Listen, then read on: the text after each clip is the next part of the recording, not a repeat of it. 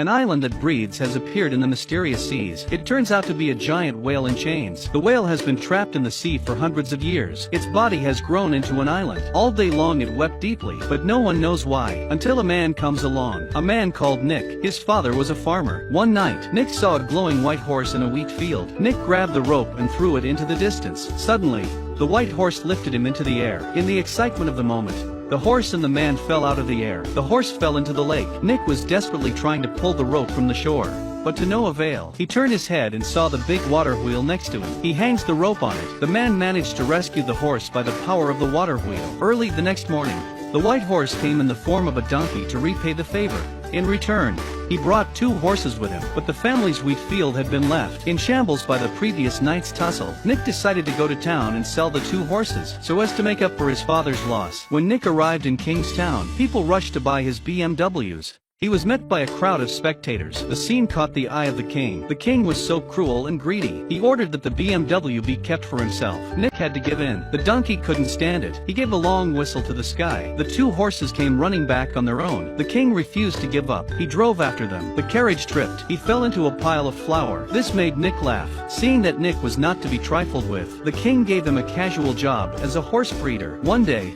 the king had a dream. He dreamt that his head had been chopped off by Nick. When he woke up, he ordered him to destroy the legendary red flamingos, but no one had ever seen a red bird in person. But Nick was a happy-go-lucky man, so he gets on his donkey and heads out into the desert. It's a good thing the donkey knows about the flamingos. His favorite snack is a pine cone from the forest, so Nick collected a bag of pine cones to use as bait. The pine cones were scattered across the desert. Sure enough, the bird appeared. He ate them one by one. He soon started to get dizzy and fell to the ground in a heap. Nick was pleased with himself when a red claw came up from behind. Nick screamed and ran away. The donkey darted in and hit him. Enraging the red flame bird, it flapped its wings and sparks fly and the whole forest is set alight. The whole forest was set alight. Nick had no choice but to hand over the last pine cone. After eating the pine cone, the red flame bird fell into the lake.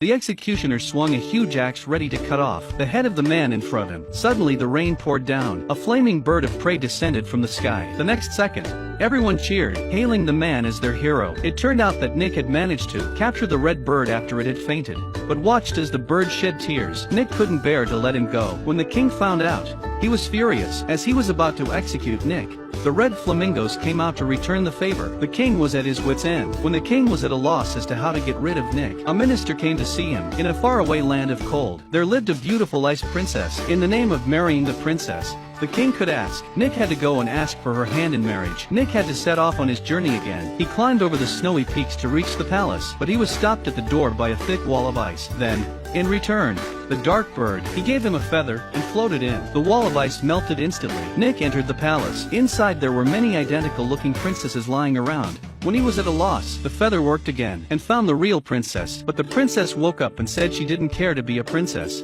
She got up and headed out. She reached the edge of the cliff and leapt. Nick jumped with her. The princess's dress protects her from landing safely, but Nick, who had fallen, poked her. In the nick of time, the donkey sprouted wings and catches them both. The 2 of them made it back to the kingdom. The king prepared to marry the princess, but she told him he could only marry her if he found the ring his grandmother had left behind. By now Nick has fallen in love with the princess. He takes it upon himself to find the ring for the princess. At night, Donkey is told by the wind gods that the ring had been left behind in the sea, but the sea is inhabited by a giant, man-eating whale. The man and the donkey leap 10,000 miles into the air. Suddenly they were knocked over by an oncoming bird. Nick falls into the sea. He finds the whale in chains by accident. The whale kept moaning and groaning. The donkey understands him. The whale was trapped in the sea by a passing fisherman. He didn't know how to get them out. On a crystal hospital bed lies a woman of great beauty. She has been asleep for hundreds of years. It is not a handsome prince who awakens the princess. It was a glowing feather. The first thing she does when she wakes up is to marry a mediocre king. But the princess falls in love with another man, the owner of that feather. On a whim,